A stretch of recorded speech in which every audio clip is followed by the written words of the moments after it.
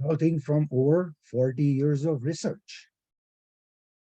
He says that the Zarathustra history has come down to us, has been written by its adversaries over the last 2000 years, and the Avesta has been deciphered and translated by Western scholars with preconceived Greek and Abrahamic ideology.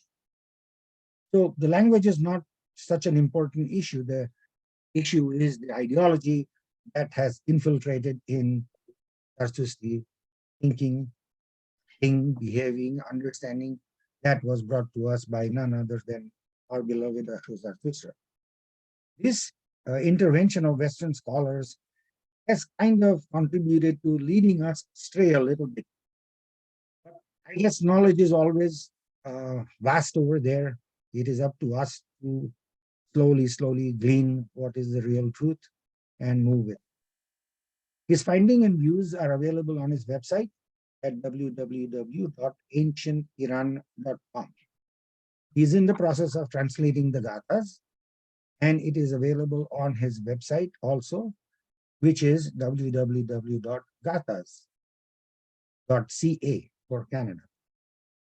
Since 2015, Faribos has compiled and published the Mazdayasni calendar based on the Bundahishan, and it is available at www.Zarathustra-calendar. He has served the community as youth director of Tazaman Javanan Zarathustra from Bombay, editor of Iran Zamin, a bilingual magazine between 2000 and 2008, a chairperson of the Arbab Rustam Give Trust of Vancouver, and he has served on that board for 26 years. He has been very instrumental in working on all aspects of our Darbana. He is the director and president of ZSBC for a while, and he has been kind enough to let me step up, and he has stayed with me so that we can work together, which I really enjoy. He's the international director, one of the directors of WZCC, which is a good thing, which I also served many years ago. And he is director of the Mehraban and Haridok Zarathustra Education Fund. He's the chapter chair of WZCC-BC and director of WZO. Ladies and gentlemen, please give a warm welcome to Faribos Ranamon. Thank you very much, Firdaus. Okay, Faribos, all yours. Thank you. Can you hear me? Can you hear me? Okay, thank you. So today we are going to talk about the Achaemenian dynasty, the first Persian dynasty. And we're going to tell you the meaning of Achaemenian, the source of their philosophy of life, their business dealings, and how it can be beneficial to modern day businesses. And of course, as usual, I have some misconceptions that I would like to clear. So the meaning of Achaemenian. Cyrus the Great established the Persian Empire and called it the Achaemenian dynasty. Manesh means thoughts, and Akha means friendly, brotherly, associated with. Akhavi is used in modern Persian and means brother. Hakha is the 13th word in Yasna Ha 32.2 of the Gathas. The Persian dictionary gives the meaning of Achaemenian as follows. Friends of thoughts, those who promote good thoughts and deeds, or freedom of thoughts. Achaemenians were an existing clan which Cyrus was born in. The Greeks who had a speech impediment and could not say che changed it to a meaningless word, Achaemenians. Achaemenian doesn't mean anything, but Achaemenian has a meaning. And they have always done this to us. The freedom of thought comes from the teaching of Zarathustra. He describes the various processes thought processes in the Gathas where you can repeatedly find the words Manesh, Menu, Menush, Menava, Mananga, Manzadara, and Manu.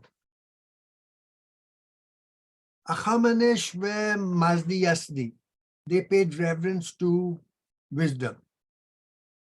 Their understanding was that belief is a mental phase. What people cannot prove or see, they believe. As knowledge increases, beliefs decrease. So don't fight them. Instead, help them gain wisdom. When people gain wisdom, they realize the truth, create happiness, and stay away from harm. Now, they derived this from Heart 32.1 of the Gathas of Zarathustra, where it says, the self-centered who pray, the peasants and philosophers, the diva worshippers with a unified mentality, they all can create happiness with wisdom and learn to keep away from that what is harmful. So basically it covers every religion and every profession, and even the diva worshippers who we consider as evil, even they can create happiness provided they use wisdom. So it's a very important verse in the Gathas, which encompasses every religion, every thought, every profession, and just wants everybody to follow wisdom. That is why Cyrus bows to the Babylonian god Marduk and does not destroy their temple. He gives gold and permission to the Jews to rebuild the temple. We see the Achaemenians constantly upholding the freedom of thoughts, but at the same time promoting wisdom. After Ardashir signed the peace treaty of 449 BCE with the Greeks, there was a sudden influx of philosophers in Athens. Most of the early philosophers were born in the Persian Empire. Socrates got sentenced to death for thinking, but today scholars claim philosophy started in Greece.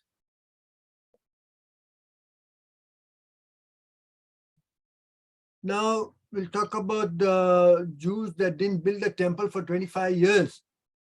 Why that happened? The Bible and the cylinder of human rights have faithfully recorded the facts. But you have to read the Bible and not scholarly thesis. Then you will see that the Jews returning from Persia rejected the offer of the local Jews to rebuild the temple together. We alone will build it for the Lord, the God of Israel, as King Cyrus, the king of Persia, commanded us, Ezra 4.3. They wanted to rebuild the temple as per the instruction of Cyrus, which shows there was a break from tradition.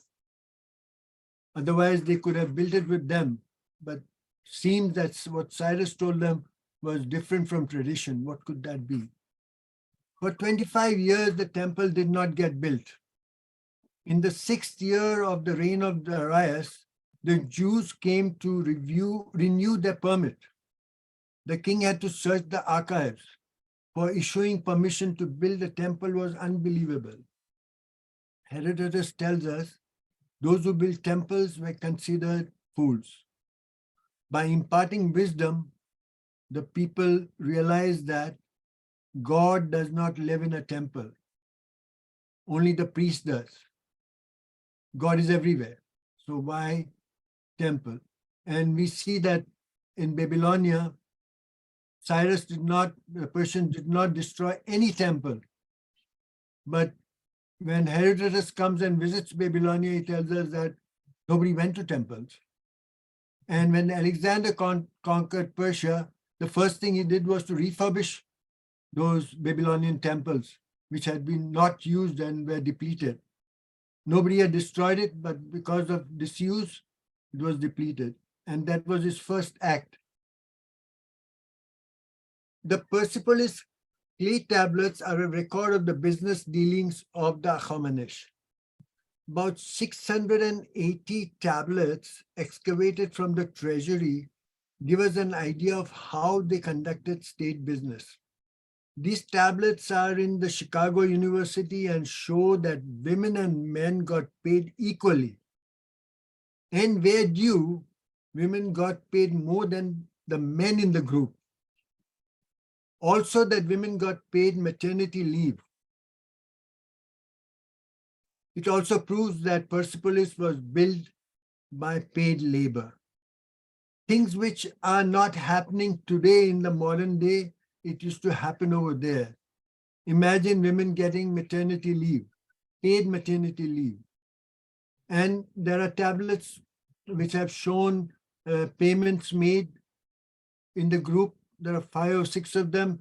2 of them are women. The women are paid more because they must be doing something of a higher caliber. But they're in the same tablet in the same group of 5, 6 people. So while the Egyptians built pyramids for the dead and the rest of the ancient world spent their wealth and energy building temples, the Achaemenians built a 3,000-kilometer highway, introduced a postal system, connected the Mediterranean to the Red Sea via the Nile, a precursor to Suez Canal, and measured the depth of water from the Nile to the Indus River for the safe passage of ships. They introduced rice into Mesopotamia, pistachio nuts into Syria, and sesame into Egypt. They introduced the science of manufacturing linen from flax, which was otherwise used to extract oil only. They introduced fruits and vegetables throughout the empire, wherever the right environment existed for them, but were unknown to the local population. The median alfalfa, a good animal fodder, was introduced in the Mediterranean region. So basically, they did everything that was good for society, good for civilization. They didn't keep it for themselves. Thus, we see that the Achaemenians created better living conditions even in captured lands. Unlike the Babylonian and the Assyrians, the Achaemenians avoided displacing the population or enslaving people, but are known to have released those who were enslaved and helped the displaced population return to their homeland. Pythagoras, one such prisoner in Babylonia, was released, allowed to live among the Iranians and gain knowledge, documenting the now more than 3,000-year-old Iranian system of building qanats or aqueducts, gave Pythagoras his famous theorem. Unfortunately, today's scholars wrongly attribute the science of aqueducts to the Greeks. The Achaemenians studied the local environment and used the knowledge not for personal gains, but for the mutual benefit of society. They made good rules, Khashatra Varya, and progressed without going against nature. Herodotus sees the difference, and this is how he describes it. The actual worshipper is not permitted to pray for any personal or private blessings. Remember the Gathas where he said the self-centered who pray? So that was not allowed, but only for the king and the general good of the community, of which he himself is a part. Now, this is how a Greek historian could see and understand.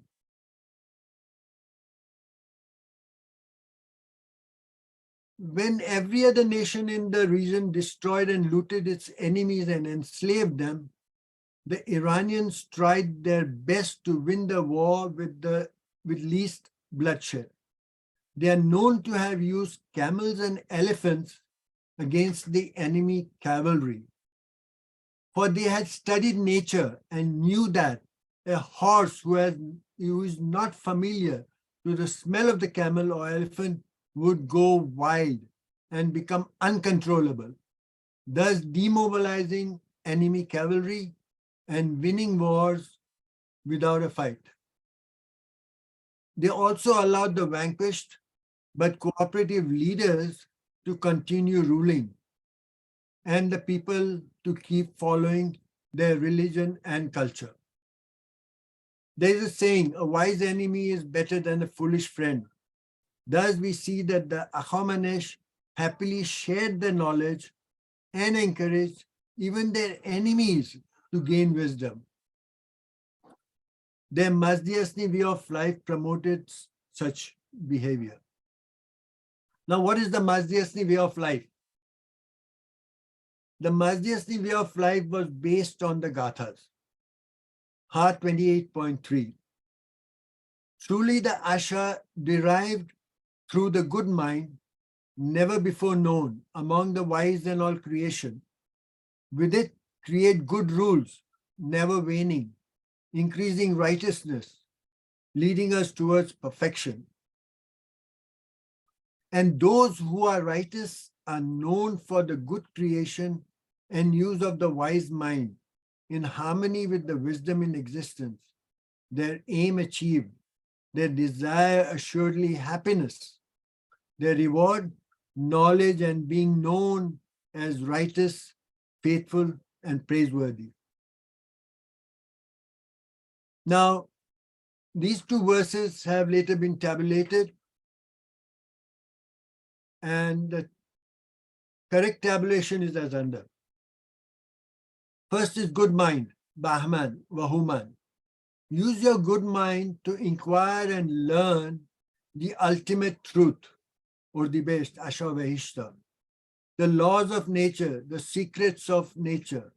Use them to create good rules, Shahrivar, Khashatra Veryu, good products, good guidance, which will lead to lawful desire, Isfan, Supanta Ormaiti, righteousness, that will pave the way towards wholeness, perfection, Hordad, Hurvatata, mental, physical, and spiritual, which will lead to immortality, Amordad, being remembered for the good work for generation, and losing the fear of death, resulting in self-realization, realizing God through self-realization. What we say, Khud a Khuda. Khud means self and A is to come. Become one with Ahura Mazda, a creation of wisdom. Now, this is the tomb of Cyrus the Great, and symbolically the 7 steps have been shown by the 7 steps that lead to the top. And this is symbolic of the 7 Amshaspandans, or the 7 steps. Now, application to in modern businesses. When you apply these principles to modern business, you see that the aim is not to earn billions and become a billionaire, but to earn happiness, achieve perfection, and leave behind a legacy for which you become praiseworthy and thereby immortal in the memory of people. With such a mindset, a modern business will stop wasting resources by making low-quality products that end up in landfills and then going to war for more resources. That's our practice today. They will stop exploiting labor, for their aim will be happiness for all. A good example is the Tata Industries of India, which has the most satisfied labor force. As most of you know, 66% of the shares belongs to Tata Sons, which is a charitable organization, and charity begins at home. So the best is the first line of charity is their own staff, their own workers, and they are the happiest lot as far as we have been told. CEOs will be aiming to earn a good name, not just become billionaires. They will stop patenting innovations and help civilization progress. As Elon Musk has done, his Tesla and SpaceX patents are open source. Anyone can go on the internet and get it from Of course, his reasoning is different. He says the money spent on lawyers to protect the patent is equal, if not more, than what you can earn from those patents. So he's not thinking the Zoroastrian way or the Madhyasni way. He's thinking business-wise. Recently, Samuel Altman, CEO of OpenAI, was asked in a Senate hearing how much money he made from ChatGPT. He said nothing, no salary, no share options. He does it because he loves his job. He claimed he earned enough money from his investments to live on. So he was working basically, so to say, free for chat GPT because he loves his job.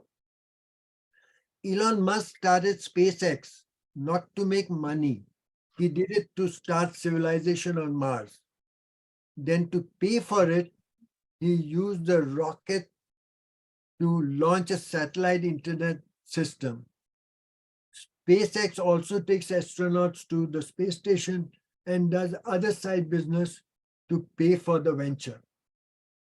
Then you have Bill Gates and Jeff Bezos, all three were top billionaires with an opposite philosophy. Today, everyone is talking about artificial intelligence taking over and the danger it poses. But the bigger danger is artificial intelligence in the hands of a dangerous human. That is where Mazdiasni way of life becomes relevant.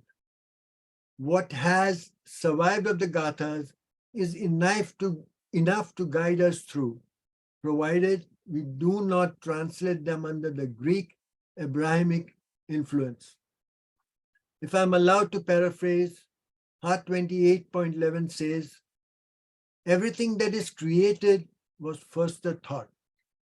So let your thoughts be good. Good thoughts are those that are in harmony with the wisdom in creation, that is nature. Let your good thoughts be known through good words, for that's when creation first comes into being. This is, according to me, where you get your good thoughts, good words, good deeds. Everything that is created is first a thought. So from childhood, people should be trained to entertain only good thoughts. Now, what are good thoughts? They are thoughts that are in harmony with nature. Let us not deny it is common to have evil thoughts. What should we do with those evil thoughts? The answer is don't convert them into words. You will forget them. If you don't convert them into words, be sure you'll forget them. It is only those thoughts that you convert into words that can become a reality. The moment you convert your thoughts into words, you have laid the foundation of its creation. So always think twice before revealing your thoughts. Artificial intelligence can enhance human capabilities or repeat what possibly happened to the Egyptians. Paradigm shift. By businesses following the Mazdiasni way of life, there will be a complete paradigm shift.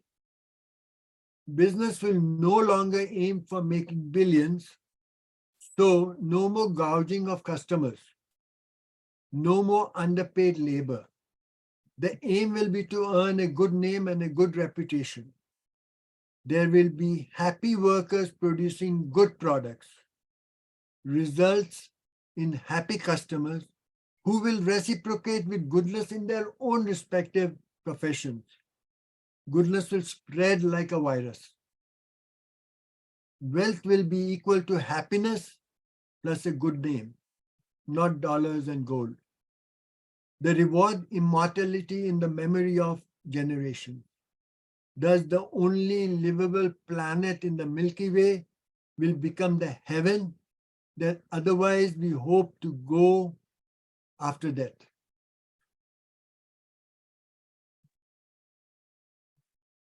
Now, what is the Mazdiasni as practiced by the Achaemenian? A Mazdiasni is the follower of the original non-Abrahamic teachings of Zarathustra. A Mazdiasni is a seeker, not a believer. A Mazdiasni follows the 7 steps in all aspects of life. A Mazdiasni seeks the truth and aims for perfection. A Mazdiasni seeks God, does not claim to know God or his attributes, nor do they impose their God on others, for each one is capable of realizing God, a creation of wisdom, Ahura Mazda. A Mazdiasni, in their endeavor, uses all 33 senses with wisdom, not just the sense of hearing and believing what you hear. Now here we have the personified Emshospandan worshipped as deities in modern days. These pictures you'll find in many Zoroastrian association websites. And I've seen in Brazil, they have these pictures and they put divas in front of it and put flowers in front of it and worship it. And we see that glass, tainted glass, it must be some Darbe somewhere that is using it. So this is modern day Emshospantas. This is an AI generated Emshosapanta based on information available to artificial intelligence on the internet. And what is the information available? The next picture shows you these are the type of information that AI is able to read and then draw the drawing that you see on the other side. Angels as the aspects of Ahura Mazda include the aspect of immortality, justice, generosity, and truth. The opposite of these angels are divas or demons. This is what artificial intelligence reads and then creates that picture for you. And finally, this is the way of life as achieved by Cyrus. He is immortal today and he had self-realization. Thank you very much for listening.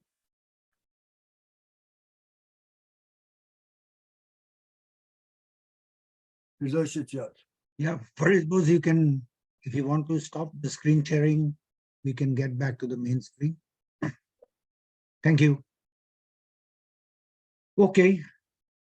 This was a very, very interesting, in-depth understanding of what I also feel is the message of Zarathustra, and I know many of us do, that we have an understanding in today's time of nature, the goodness of nature, and what do we need to do to enhance nature to bring about perfection for the humanity everywhere, which includes all kinds of good things, including medicine, cures for diseases, removal of poverty, begging, etc., etc. All of the things that we do not have today are all embedded in this understanding to achieve otherwise.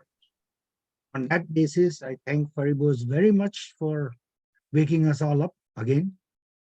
And I know people understand what he has to say because he has this unique understanding of even the languages of Avesta, Alavi, Farsi, and of course, he is from Bombay, so obviously Gujarati and in English, a whole bunch of other things as a linguist.